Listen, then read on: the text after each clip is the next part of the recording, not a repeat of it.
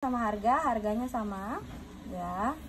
Total persediaan bahan bakunya itu adalah 65 juta. Nah, sama ya, 65 juta. Kita letak di sini. Ya. Nah, 65 juta kita keep dulu, nanti letaknya di sini ya. Nah, yang tadi kita sudah letakkan persediaan awal bahan baku, kita cari dulu pembelian bahan bakunya. Pembelian bahan baku itu gampang, itu adalah biaya bahan baku yang kita sudah hitung dalam anggaran.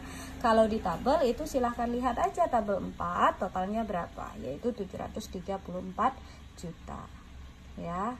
Nah, untuk laba, karena laba ini merupakan realisasi yang nantinya akan terjadi, tetapi sekarang masih kita estimasikan, tentu rumusnya itu berbalik atau berlawanan dengan anggaran. Kalau anggaran ditambah persediaan akhir kurang persediaan awal kan. Kalau laba itu tentu ditambah dulu persediaan awal, karena awal tahun besok pasti akan kita jual. Dikurang dengan persediaan akhir. Persediaan akhir adalah persediaan yang kita asumsikan tinggal dan tidak terjual di tahun ini. Jadi dia tidak dihitung dalam perhitungan laba rugi. Makanya di sini rumusnya adalah pembelian bahan baku ditambah dengan persediaan awal bahan baku. Totalnya adalah 789.500.000 rupiah. Yang baru kita kurang dengan persediaan akhir 65 juta yang tadi kita dapat dari sini nih. Nah, dari sini 65 juta yang kita kurang dengan persediaan akhir bahan baku, hasilnya adalah biaya bahan baku sebesar 724.500.000 rupiah. Nah, kita dapat biaya bahan baku di sini. Oke, kawan-kawan, sampai di sini paham ya? Oke.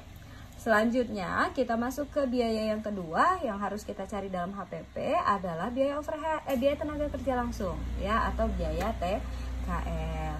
Nah, biaya TKL-nya ini sih langsung saja ya, kawan-kawan sudah pernah cari sebelumnya. Tenaga kerja langsung itu biasanya per jam kerja, per unit produksi atau per hari kerja. Kalau di sini dia per jam kerja. Silahkan lihat di tabel ke-5. Ya, di sana sudah ada totalnya yaitu 330 juta. Cara mencarinya juga sudah ada, silahkan dilihat. Ya, jadi langsung masukkan saja 330 juta. Nah, yang selanjutnya adalah biaya overhead. Biaya overhead juga kalau di sini overheadnya tenaga kerja tidak langsung, per jam kerja juga. Hitungannya di tabel yang ke-6. Ya, di tabel yang ke-6 ya, silahkan lihat itu total biaya overheadnya 198 juta. Jadi langsung saja ya kita boleh masukkan. Nah, ini harus Anda totalkan bahan baku, tenaga kerja langsung, dan juga biaya overhead. Ketiga-tiganya ini akan menghasilkan biaya produksi. Totalnya sebesar 1.252.500.000. Nah, ini total produksi. Nah, jadi konsepnya ya, yang ini tadi adalah bahan baku ya. Kalau bahan baku ditambah dengan TKL ditambah dengan BOP berarti kan tiga-tiganya udah produksi. Nah, ini nanti ranahnya untuk barang jadi. Oke. Nah, kalau kita bicara ini bahan baku, ini barang jadi, tentu di sini ada persediaan tadi ya yang sudah kita hitung. Di sini juga ada persediaan, yaitu persediaan barang jadi. Makanya di sini muncul barang jadi awal persediaan dan juga barang jadi akhir. Nah, ayo sekarang kita coba hitung persediaan barang jadi awal. Ingat, konsepnya barang jadi tentu dapatnya dari bahan baku, tenaga kerja langsung, dan juga biaya overhead. Harus kita cari satu persatu. Yang ini agak panjang ya. Oke, kita mulai yang pertama. Kita akan mencari biaya bahan bakunya dulu ya. Untuk biaya bahan bakunya teman-teman harus cari bahan baku per unit untuk masing-masing unit 1A1, 2B2 dan juga 3C3. Nah, ya Ibu sudah carikan. Ya. Oke. Nah, di tabel mana kita dapatkan